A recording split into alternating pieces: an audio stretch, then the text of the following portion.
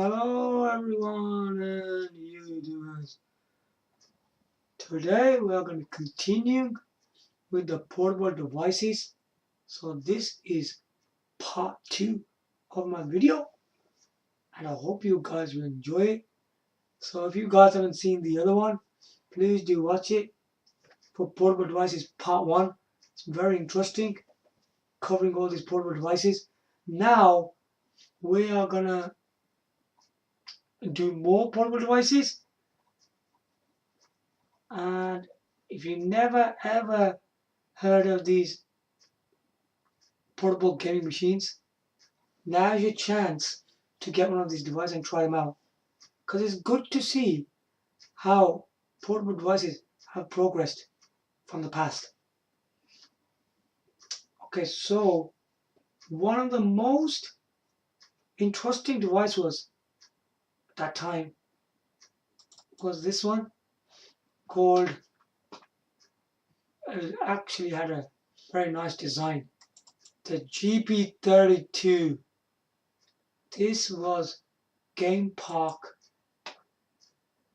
GP32. So the company is Game Park.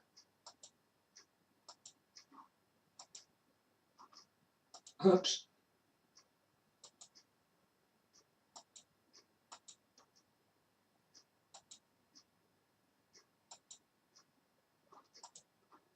So this was the device, and basically this was first of its kind, which was a really good gaming device. It was strictly made for emulators. So this system was using an OS of Linux, because you know Linux is for developers, and that's what they actually started on. So this is a Korean company making this device. This was so breeze at that time this thing came out. It was using these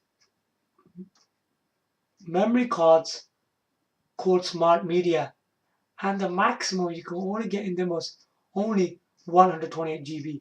That's enough. That's what it was. So you can store all your emulators on there and all the games that were released on this device. I really thought this device was really good for emulation, as if it was the first ever device made. It didn't actually play so many emulators, but it did play quite a few. He had emulators like Game Boy Color, Game Boy Advance, Game Gear, Mega Drive, Master System, Super Nintendo. It was actually based more like on the 8-bit and 16-bit and all that. I don't think this system had any 32-bit system. Do some research on that if it did. I don't think it did. I really think it was only 8-bit and 16-bit systems on this. And he had other machines like Nintendo NES, Neo Geo Pocket Color, stuff like that. It might have had things like Neo Geo, MBS, or PlayStation 1. Maybe it did. I can't remember top of my head. I played this thing a long time ago. It's a quite interesting device. So let's read more about this device. What information I got for it.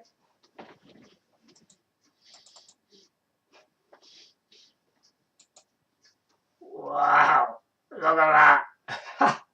It's so much to read. Okay, so this is the Game Park 32, as it's called in short, GP32. Is a handheld game console developed by Korean company Game Park. It was released on November 23, 2001 in South Korea only. Yeah. The overall design is not unlike the original version of Game Boy Advance. GP2 is based on a 132 133 MHz ARM CPU, 8 MB RAM, unlike other handheld gaming systems, which tend to proprietary cartridge based. GP32 uses smart media cards, as I just mentioned that here, for storing programs and data, making it accessible for amateur developers as no further developer hardware is required. So yeah, you've seen the console with all the buttons on there, the joysticks, yeah, and the dimensions on there. I hope you could read all this information. The display was 3.5 TFT, 16-bit color, 320 x 24 pixels. CPU, Samsung, okay, S3C2 400X01, so the ARM 90 OT core, stuff like that.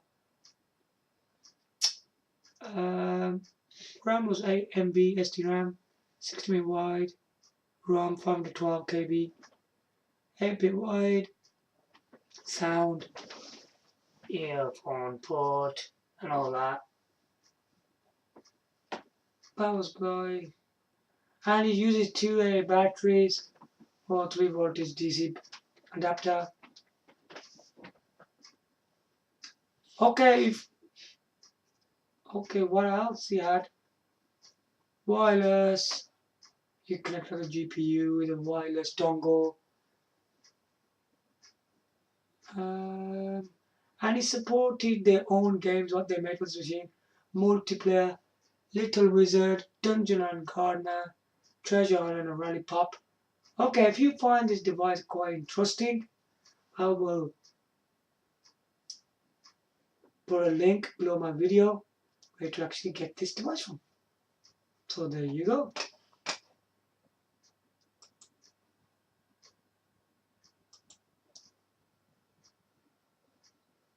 Okay, another one is made by GP company, but there's something about this. So this system is called Gp2X Wiz.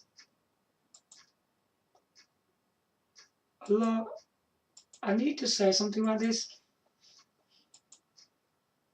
So the original Game Park team joined up with this company. And when they joined up with this company, the company was called Game Park. It was called Game Park Holdings. So the Game Park team got with this team as well. They got together and they were called Game Park Holdings, and they created this system called the Wiz. Now this system, if you look at both sides, it's got D-pads. It was not very comfortable because I really think we should have some face buttons on the right hand side, and I even think the D-pad on this wasn't great. It was a bit stiff and tight, but it was okay. You can play on it. It used to make your finger a bit numb and all that, but apparently that's what it was. Both sides, it's got a D-pad on it. This system is more powerful than the GP32, and it was a lot better than that. This used SD cards. Yeah, SD cards. You know the standard SD cards we get? That's what this device actually used. It used one of them. I think it was right at the top and all that. Yeah, and this device was pretty interesting, and the interface looked more nicer. You can see it's like orangey, and it's got nice icons on the screen. It was quality display. it was more powerful, and the emulation on this machine was impressive. So I think this was playing from Nintendo NES. You know, you had all these really old systems like ColecoVision, Spectrum, I don't know which other ones there were, MSX, stuff like that. So it was all the way from them machines, from the NES, all the way up to PlayStation 1. So this device was pretty interesting. It did all that. Again, the OS was Linux. It's good for developers. Its similar purposes was like the GP32, but it was more advanced and it's a far better system than the GP32. So yeah, this device is pretty interesting to have if you're really into emulation again. More information.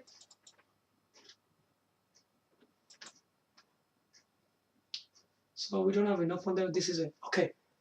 The GP2X is a handheld game console, a portable media player developed by South Korean company Game Park Holdings. As I said, running a Linux kernel-based embedded operating system, it was released on March 12, 2009, and was also the first console on both Game Park and Game Park Holdings. I told you they were together in this to be released outside South Korea. It is a successor to the GP2X. So there was other GP2X systems before this, and there you go. Okay, chipset Magic Eyes Pollux system on chip VR35 2OF CPU was pretty good at that time. Okay, 533 MHz, overclockable to 900 MHz. So what that used to do, if your emulators ran slow, you can actually increase the CPU speed and they used to run faster. How the system can become unstable over 750. Yeah, it's saying that a lot of the emulators could be unstable, but some of the emulators could be played up to 900. That's for your own preference and try it out. NAND flash memory 1 GB, RAM, DDR, SDRAM 64 GB, operating system, GNU Linux-based OS, storage SD card, SDHC support, connection to PC USB to high speed, power, charge battery, display 320 x 240. So the screen size was 2.8 inch. Yeah, the screen was a bit tinier. Stereo embedded. These are the sizes. If you could read all this. 3D accelerator, GP embedded on Pollux. Yeah, so there you go. So if you find this device interesting, I will put a link below the video.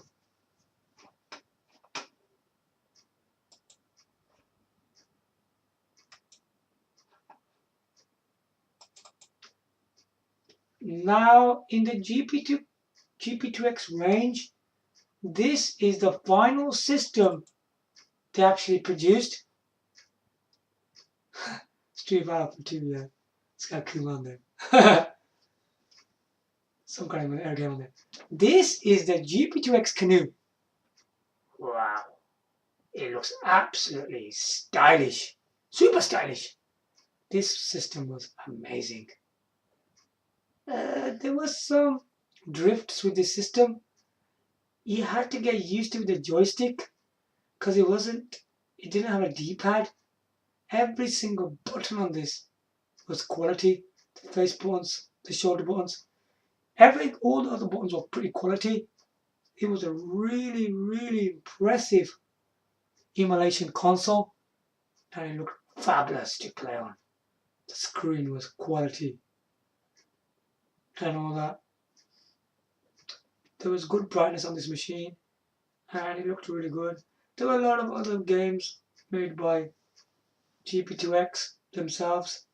Again, this is GP2X Holdings as well. And this was their final system. So this is not this is not available anymore either. So GP2X company is gone. They're not in existence anymore. It seems to me at the end of the day, GP2X will get back holdings.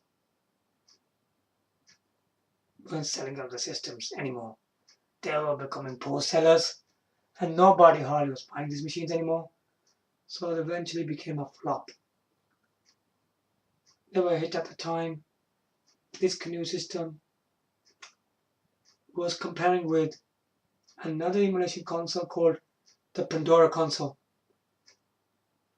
It wasn't actually good as that, so it was lagging behind our system, and this system in the end wasn't selling so well, and then it just failed in the end. It's a really good system if you really want to buy something like this. It's kind of cool for emulation. Out of the GP2X range, it's one of the best.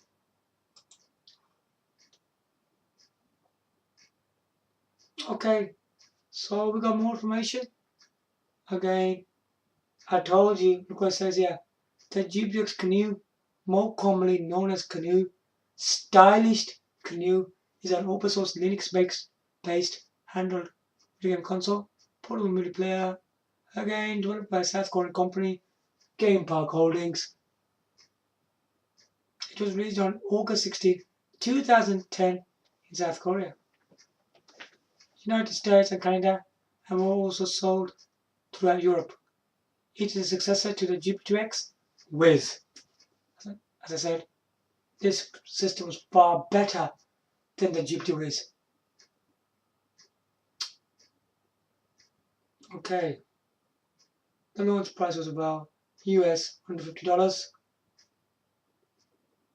And it says that Caanoo is not a direct competitor of the handheld consoles like Nintendo DS or PlayStation Portable, but rather an alternate open source device. Because of that, any software that's compatible will be used for creating custom firmware.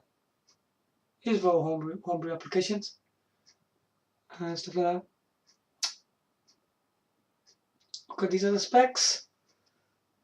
Okay, CPU ARM 926 EJ 533 embedded.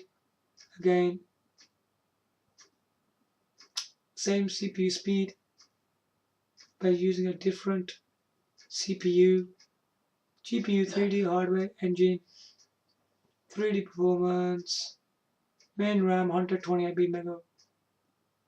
megabytes, DDR 133 MHz, video buffer, operating system, GNU Linux based, connection, USB host.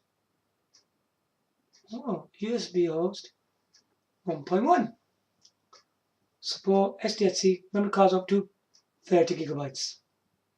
It's pretty good. G-sensor, vibration motor. Display is 3.5 LCD, 320 x 240 pixel. Chargeable batteries, dimensions. Hope you can read all this. Weight 136 grams. Yeah, cool.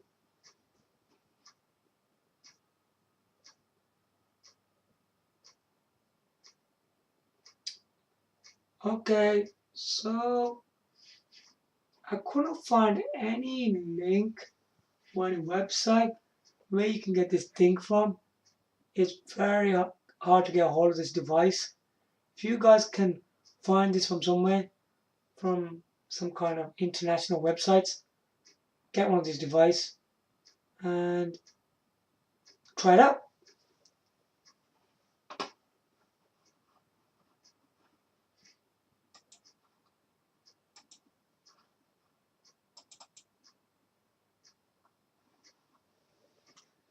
The next system is called a Pandora, a games console. Can you see? It looks like a GP2 win. This was the first system, right, to be a mini laptop, not the GPT Wing. So this is another OS Linux based system. You can see there's loads of buttons at the top, a D-pad,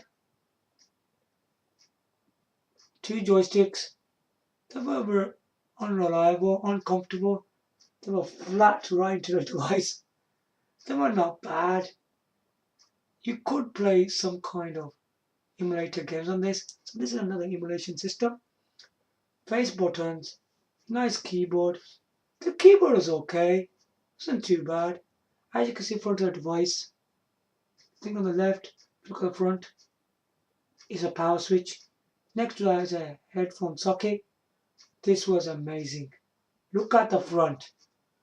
You can put 2 SD cards, 2 memory cards in this, of 2 standard SD cards.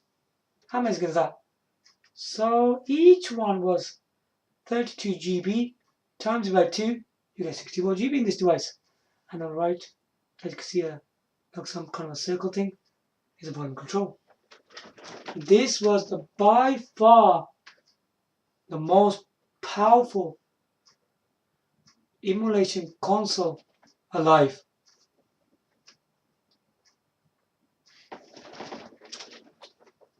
These systems, I forgot to mention one thing. All of these emulation consoles had some sort of PC ports. Yeah. We'll just talk about this one. What PC ports this one had. It had quite a range of PC games which were transferred to this device. Duke Nukem 3D, Doom, Hexen.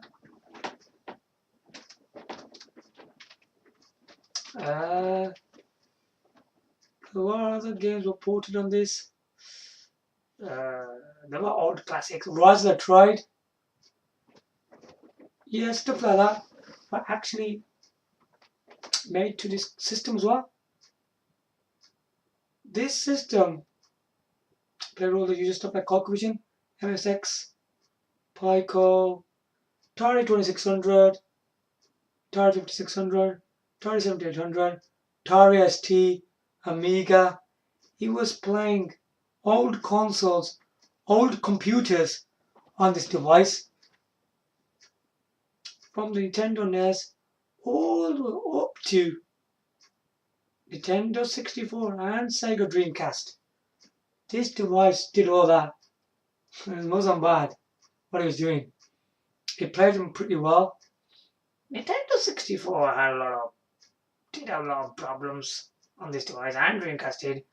But it did play quite a few of these games on this, so it's kind of cool. This was a very, very powerful system. The first system they released was a classic one, and that had a CPU of 600 MSZ CPU. Then they got to the most advanced version of the system. Can't remember the name of the machine. It's called. It got up to CPU 1.0 gigahertz, which was 1000, which was the most fastest clock speed alive for emulation. It was pretty impressive, man. So this is the Pandora games console, and also he had a lot of web browsers. One of the web browsers he had was Firefox, and he had quite a lot of programs like OpenOffice and stuff like that. Calculators. There was quite a fair lot of programs used on this device, and you can use all sorts of firmwares on this. The interfaces you can change on there. There are very, very beautiful looking interfaces on this. So yeah, this system is worth checking out, man. You have to see this device, man, as a mini laptop. It is a thing to force reckon with. So there's more information about this.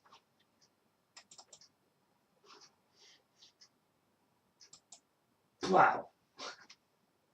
abbreviation on this.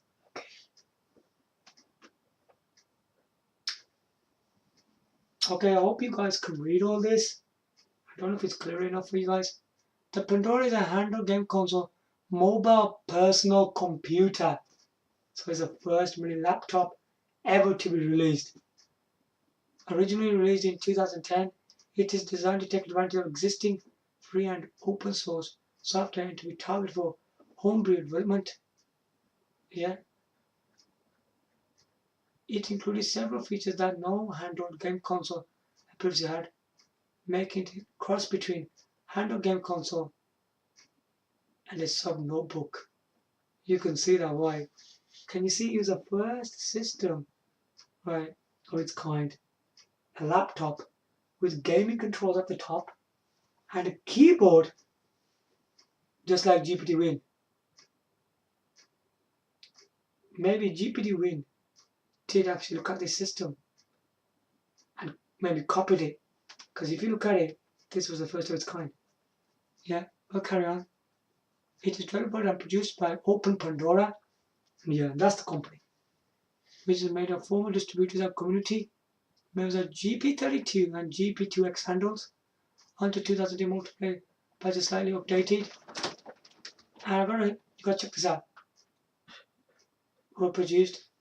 I think Pandora is finished anyway. Pandora doesn't exist anyway. So in 2014, the development of a redesigned and upgraded successor called Dragonbox Para was started. I've never actually heard of that, really. I will do some research on that, and if I can post some information about that, I will. Okay, these are the specs. Texans Instrument OMAP 3530 SOC. This was absolutely amazing at that time. ARM Cortex A800, CPU 600 MHz, PowerVR SG X530, 110 MHz, stuff like that, 256, 203 SGM, 512 MB NAND flash memory, integrated Bluetooth, 800 times 400 resolution, touchscreen LCD. The screen was pretty big on this, 4.3 widescreen, 16.7 million colors, dual SDHC card slot, currently supporting up to 32 GB of storage each, support SDO, gamepad controls, 43 button QWERTY keyboard and numeric keypad, 2.0 high speed USB ports, external microphone, plus ability to connect external microphone through headset,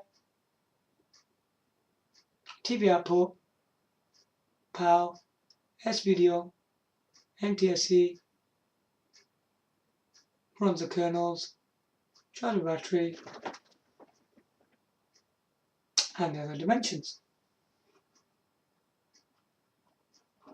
This system is also very hard to get nowadays. So I wouldn't be supplying any link for this because I couldn't find anything about this system where you can actually buy one from. If you guys out there can find something about from international websites where you can actually get one from, please get a hold of one of these things. It's pretty impressive, man. Try this thing out. Play some PC ports, which are old classics, and try some emulators on this thing. So this is worth checking out. Okay, the next two portable devices are not emulation consoles. They were commercial products.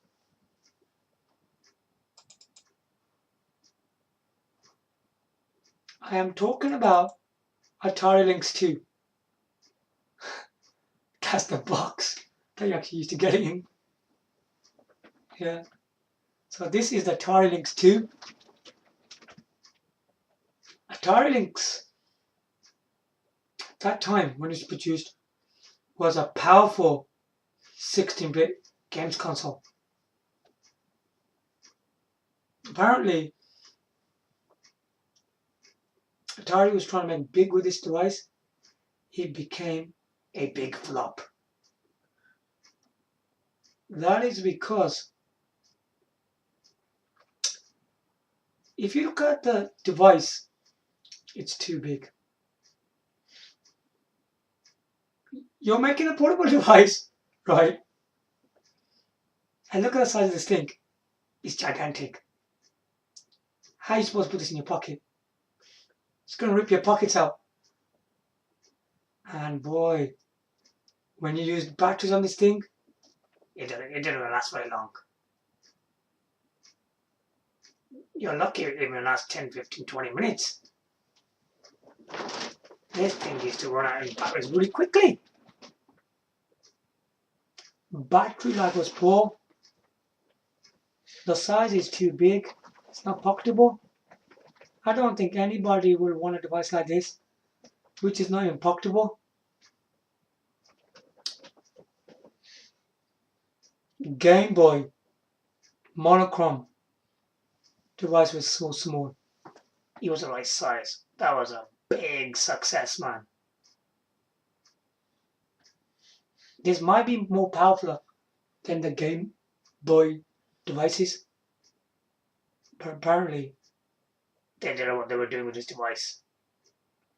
And there wasn't much strong support from the developers for this gaming portable device, because many people didn't even want to buy it.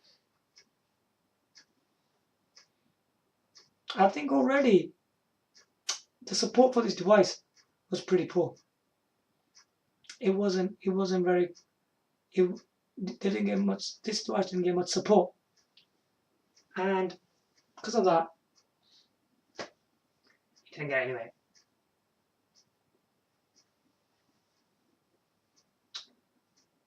I don't know what to call the Lynx II. A classic, a normal system, and all that. I don't really think this system was that good for gaming. It was okay. The games were literally pretty boring. Most majority games on this device were just boring. They weren't really that good. It wasn't nothing that will appeal to you. Well, we had time in old times on Atari. This device wasn't very fun to play with. The games were like Batman Returns, California Games, stuff like that, Hydra, Electro Cop, Centipede, you know, all these kind of games were on there. They had good graphics, checkered flag, but I'm afraid the public didn't like them. They wanted more better games. These kind of games did not work. So this device became a big flop. You can still give it a go, because I think it did have these kind of games on there. And if you find these games pretty interesting, you can give this device a go. It wasn't a bad system. The quality you used to get out of the Game Boy, even on the monochrome, that was quality, man. This isn't. So that will give you more information about it.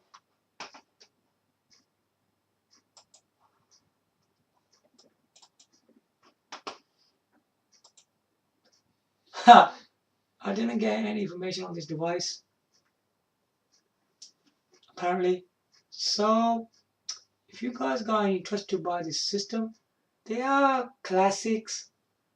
If you want to enjoy them on this device, I will give you a link on below my video. There are games like Batman Returns, Blue Lightning.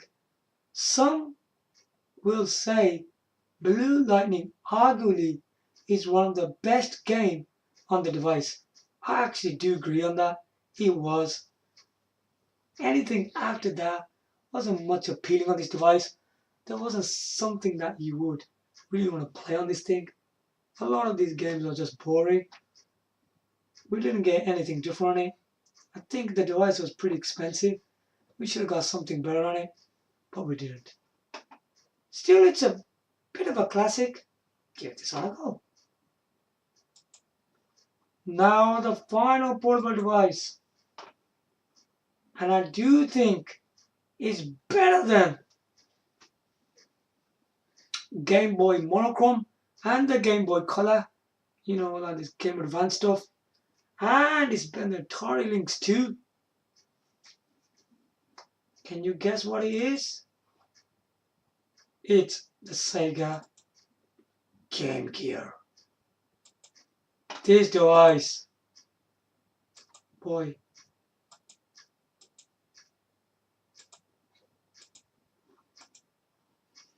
was full color. It was 8-bit. 8-bit. The graphics were absolutely amazing. The games you get on this are much better than the Game Boy Monochrome, Game Boy Color, and the Lynx II. If you look at the time, because these are the devices at the time, this was one of the best devices to own. I don't know why it flopped. The problem with this device was, again, it would flop because of,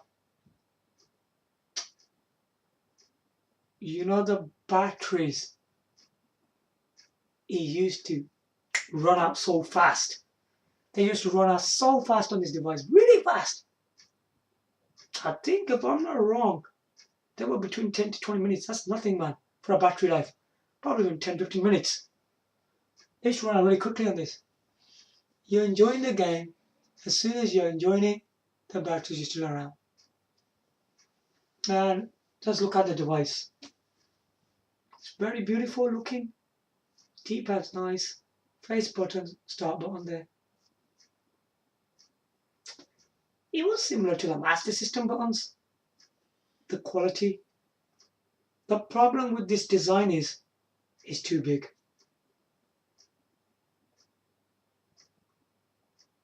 It's not pocketable.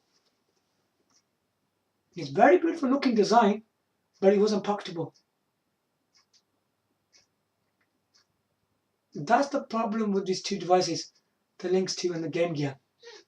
The battery life wasn't no good, and the size of the device was too big. And the Game Gear is no exception. It's big. It's big again. I wish Sega used his head. Should have given us better battery life and made the device a bit smaller. The biggest problem with this device was the screen, the display. The display, if you open the back of the system, you ain't gonna believe it. It's like a tube light. You know the ones you find in the televisions, the tubes, the powerful tubes. That actually tube was in this device. That tube was so powerful that to run out the batteries really quickly. That's the biggest problem with this device. But as a gaming system, if we look at in terms of gaming, this is really good. Okay, I'll name you some of the games. There's no exceptions. Sonic games were amazing on it. Sonic the Hedgehog, Sonic the Hedgehog 2, Sonic Chaos, Sonic Triple Trouble. These were epic games on it, man. They're absolutely amazing. There were Tails games as well. Sonic Drift 1, Sonic Drift 2, Robocop vs Terminator, The Terminator.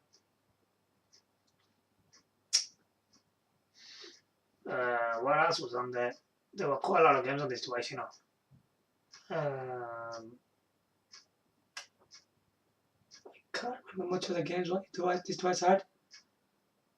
If you take a look at the catalogue of games, look at the full A to Z games, this device is quality, man.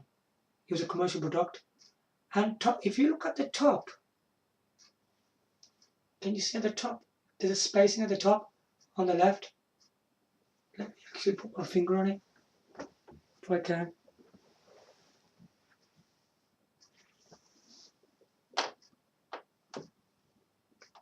That part.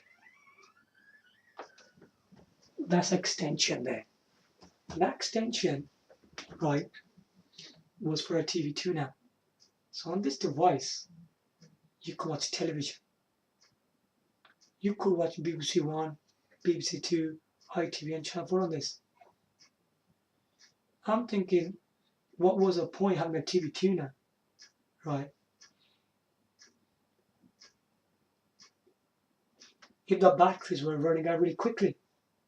Because you weren't able to watch TV on the go very long on this device, you know. You couldn't game on this. You couldn't game on it, and you couldn't watch TV tuner on the go very long. You had to carry a lot of batteries with you. Because one pair of batteries used to run out. You have to use more. It was a good device to have, but battery life sporty, and the size of it was terrible. A great gaming device, plus TV tuner to watch your TV programs. More information? There's not that much. Okay, the main processor was a Zilog Z80 8-bit processor speed 3.58 MHz, same as NTSC dot clock. Resolution 160 times 146 pixels. Colors available 4096. Colors on screen 32. Maximum sprite 64. Sprite size 8x8 or 8x16. Screen size was 3.2 inches. Okay, if you guys find this system quite interesting and you would like to buy this, I think you should try, as this is a Sega console, because Sega consoles aren't crap, they're not awful. This is a really good system to try out. Give it a go. I will post the link where you can actually buy this system from. It's a great system to buy, and it's a very, very fun system. Out of all the portable devices that I showed you,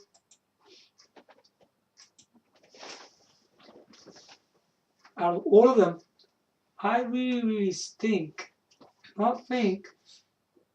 the Sega Game Gear is the best portable device in my part 2 video. Out of all of them, it's one of the most enjoyable systems, and it has the best games to play on. That's for sure.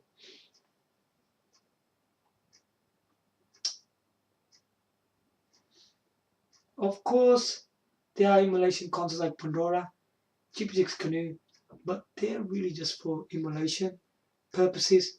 But if you're looking for a commercial product and you're looking for quality gaming, especially from Sega and other developers, get a Game Gear. They're pretty good. Okay, I hope you guys like this video. Give likes, comment, subscribe. Thanks for watching. Bye for now.